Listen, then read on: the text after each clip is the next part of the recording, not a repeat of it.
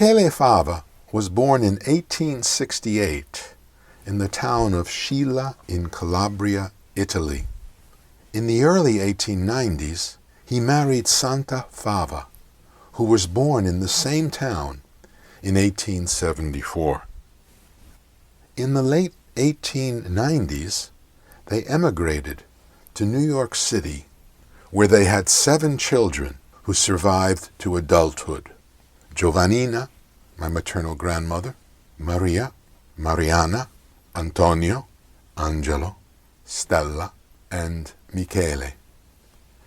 They settled in Little Italy, a section of Lower Manhattan, once bounded by Canal Street on the south, Bowery on the east, Houston Street on the north, and Lafayette Street on the west. Our journey begins on Baxter Street, just a few steps north of Canal Street, at the Church of the Most Precious Blood. Stella's husband, Joseph Cappararo, Uncle Joe Cap, was baptized in this church in 1913. A few more steps to the north, but on the west side of the street, is number 130, the first residence of Giovannina's husband, Annunziato Mari, Grandpa Nunzio, who arrived in 1906. Around the corner is 188 Hester Street, the home of Uncle Joe Cap. Uncle Joe worked at the Fulton Fish Market and enlivened many a family gathering with his genial smile, good cheer, and dancing talents. I remember Uncle Joe and Aunt Stella as 2 of my most jovial and gregarious relatives, an impression their daughter Annette confirmed.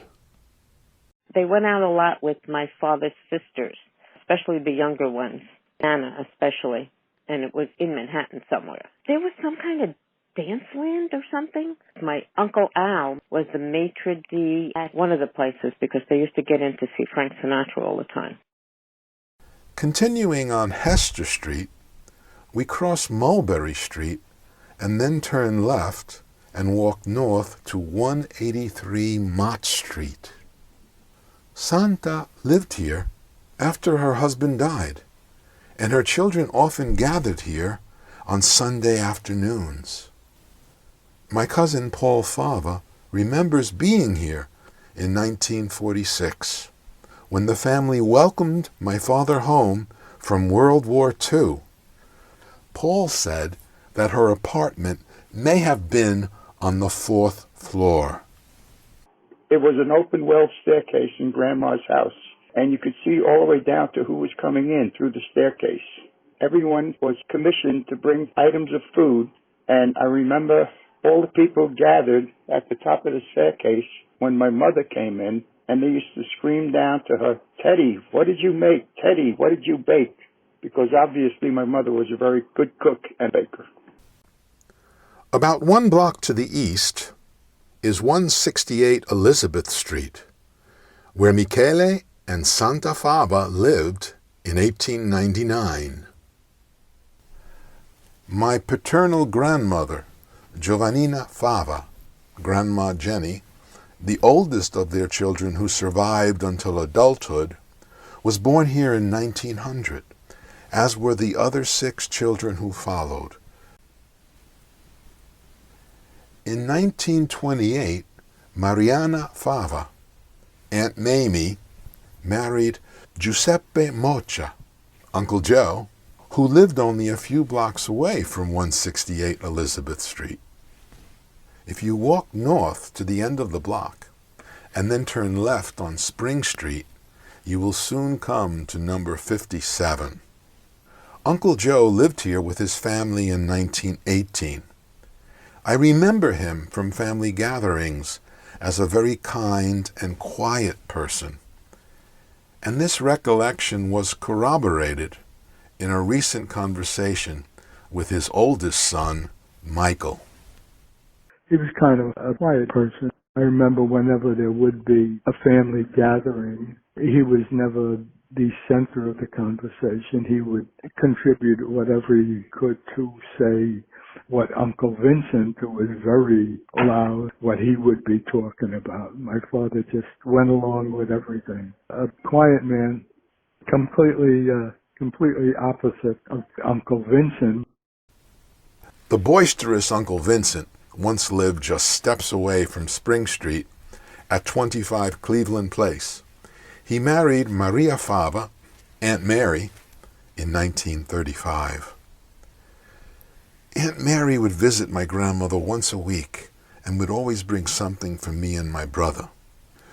My favorite treat was a pomegranate or Chinese apple. I would always sit next to Uncle Vincent at family gatherings because we were both avid baseball fans. By that time, he was hard of hearing and would spend a good part of every meal shouting about the wonders of Willie Mays. A block north of Spring Street and a few blocks east is 7 Prince Street. This building was once the home of Petrina Gambino, Aunt B, who married Michele Fava, Uncle Mike, in 1944. At family gatherings, Uncle Mike would often tell me of his days as a bike racer. I was amazed that he would ride on an indoor track with a bike with no brakes. We will now go west along Prince Street and take Mott Street north to Old St. Patrick's Cathedral. It was the first cathedral of the Archdiocese and was dedicated in 1815. Aunt Stella married Uncle Joe Capp in this church in 1938. It was the culmination of a rather long engagement.